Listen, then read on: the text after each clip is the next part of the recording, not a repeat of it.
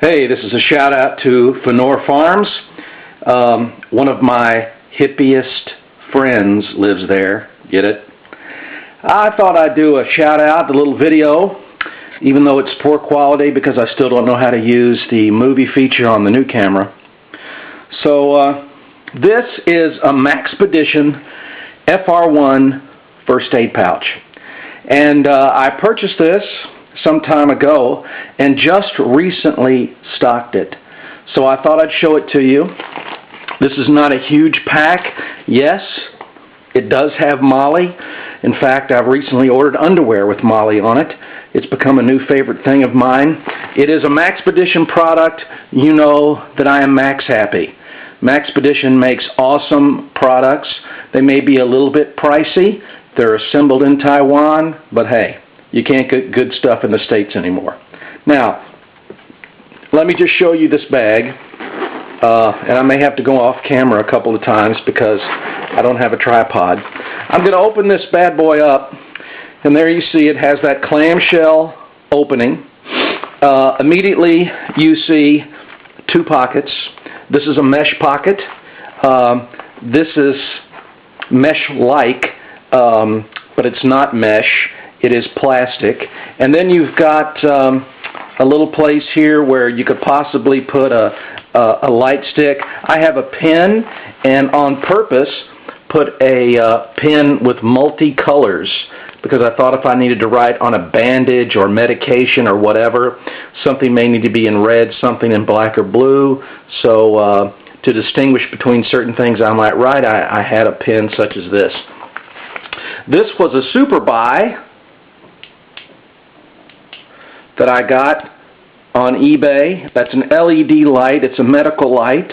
I think I won this, and shipping included was $1.88. The total purchase was $1.88. A little heavy. It's not the best of quality, but it could be worse. Something to put in the IFAK, individual first aid kit. Excuse me, in case I need to look into someone's eyes, ears, nose, throat, wound, or anal cavity perhaps, just, you know, in case I went to prison. So then we have on the inside, let me first focus on the mesh pouch. Most of the medical gear that I have purchased came from AMP3, which you'll notice when you get the Visa bill. So here is the IFAK wound care module. 10 1x3 fabric bandages, 1 skin tape, 5 butterfly closures, 1 duct tape, 1 antibiotic cream. And it's all in this nice Ziploc bag. I wouldn't go so far as to say it's waterproof, but it might be, and at least it will be somewhat water resistant in case that's a problem. Look, we've got two different kinds of medical tape here. I like this here. What we have here, here's a splinter out, and then we've got some Sting Ease type pads. You know those things you just rub on, and then the pain of your sting goes away. I've actually thought about putting this kit in my gun bag, but then changed my mind because I've got like 3 kits in there now. A few pairs of nitro gloves, not latex, but a good glove there. Here's an IFAK tool module, 4 antimicrobial wipes, 2 splinter out, 2 safety pins, 1 folding razor knife, 1 mini utility scissor, 1 precision tip tweezers, and 1 mini pencil. Check that out. Can you see that? You can also watch on AMP3's station, or YouTube channel, sorry, a review of all of these items. I'm not going to open this up. Again, in a Ziploc bag. There's also some large like diaper pins there that you could use to close bandages. And then here is another wound care module where there is a 4x4 gauze pad, 3x4 non-stick pad, 1 abdominal pad, 2 2x4 fabric bandages, 2 moleskin oval pads, and 2 transparent dressings. So that's pretty good. Pretty good. And I did put in a couple of glow sticks in the bottom.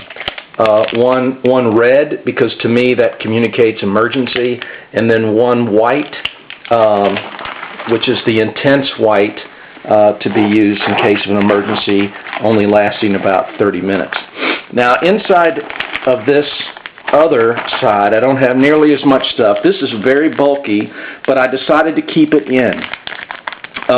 This is an irrigation module, as user USNER calls it. And again, you'll want to visit his station. He is part owner of AMP3, USNER. There's an irrigation syringe, irrigation tip and shield, some iodine pads, alcohol pads, liquid skin glue, and tinctures of benzoin to help keep it all together. And yes, I have watched a specific video to learn how to properly use the irrigation module.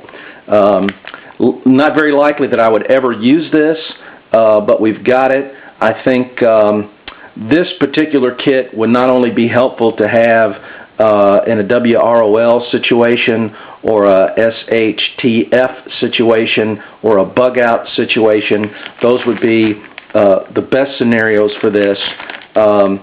But I think I'm going to keep this maybe in my suitcase. And I purchased these a long time ago. I have a box of them, instant cold pack. And basically you just squeeze this and it becomes super cold. I've used it with the kids. Glad I bought a bunch of those, really cheap, by the way. The front panel here has several items in it. I did buy this little thing on eBay for next to nothing.